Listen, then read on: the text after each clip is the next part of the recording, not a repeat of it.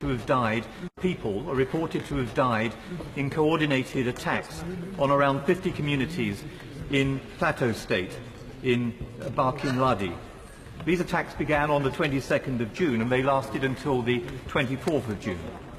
The majority of the victims were women and children. At one location, 120 were killed as they returned from the funeral of an elderly member of the Church of Christ in Nations. A dawn-to-dusk curfew was established, and as I heard first-hand yesterday from the Honourable Kweyum Rimande Shawulu, a member of the Nigerian Federal House of Representatives, the area remains tense. The most recent episode is shocking, but it's also the latest in an extended pattern of violence that's become all too common across Nigeria, particularly in the Middle Belt and increasingly in some of the more southern states. Last week, Sam Brownback, the United States Ambassador at Large for International Religious Freedom, was in Nigeria. On one single day during his visit, there were 6 suicide bombings by Boko Haram, the largest number ever on any single day. And as we will hear later from my noble and courageous friend, Lady Cox, who's personally visited these areas, these attacks have been systematic and go on unabated. Human rights groups like CSW have catalogued every reported attack. While it may not be definitive, the list attempts to provide as comprehensive a record as possible of known attacks and of the death toll in the Middle Belt during the first quarter of this year, underlining the critical need for urgent and effective intervention. I've sent many of these details to ministers, but in the interest of time, I'll give the House just a snapshot from a few days in April of this year. On April the 10th, 10 were killed in Ukum, in Benue State. On April the 10th, 51 were killed in Wukari, Taraba State. On April the 12th, 41 were killed in Ukum, in Benue State. April the 12th, 2 were killed in Makurdi, in Benue State. And on April the 12th, another 41 were killed in Ukum, in Benue State. The charity Aid to the Church in Need, on whose board I sit in a pro bono capacity, has also documented appalling acts of violence which I sent to the government. In April, during early morning mass, militants attacked the parish in Makurdi, killing 2 priests and 17 members of the congregation. ACN have also highlighted the 15,000 orphans and 5,000 widows in the northeast, an area that's come under repeated attack from Boko Haram. And I'd be grateful when we hear from the Noble Baroness, the Minister, to hear what humanitarian aid we've been able to provide for victims. My Lord, CSW report that in the first quarter of 2018, Fulani herder militia perpetrated at least 106 attacks in central Nigeria. The death toll in these 4 months, purely from herder militia violence, stands at 1,061. An additional 11 attacks recorded on communities in the south of the country claimed a further 21 lives. One spokesman has said, and I quote, "It is purely a religious jihad in disguise." There has certainly been a long history of disputes between nomadic herders and farming communities right across the Sahel over land, grazing and scarce resources. I myself have visited places like Darfur where I've seen that firsthand. And it's true that attacks by herder militia have on occasion led to retaliatory violence as communities conclude they can no longer rely on government for protection or justice. Between January the 1st and May the 1st of this year, there were 60 such attacks. However, compared with the recent escalation in attacks by well-armed Fulani herders upon predominantly Christian farming communities, the asymmetry is stark and must be acknowledged by the UK government in their characterisation, their narrative of this violence. My Lords, I ask the Minister, given the escalation, frequency, organisation and asymmetry of Fulani attacks, does she still believe references to farmer-herder clashes still suffice? In the face of the violence collected by impartial human rights groups, there's no place here for, as it were, moral equivalence, nor is it sufficient for the government to merely urge all sides to seek dialogue and to avoid violence. I would urge the Noble Baroness to revisit the narrative, to conduct her own assessment, and to either confirm or dispute the data that I've given to the House already, and others, I know other noble lords will do the same.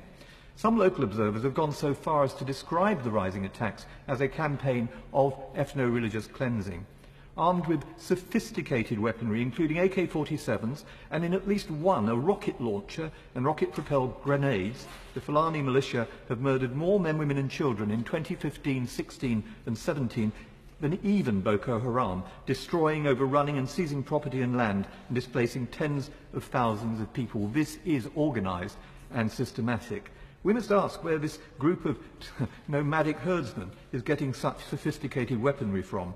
I wonder if the noble Baroness has had a chance to look into this, and if not, if she'll give an undertaking to do so.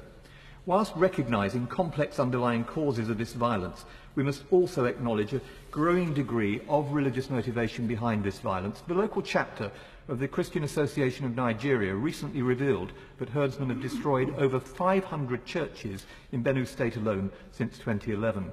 Perhaps the Minister could also respond to reports that during many of these well-planned attacks by Fulani militia, their cattle are nowhere in sight, and they're often reported by survivors to have shouted Ali Akbar during those attacks.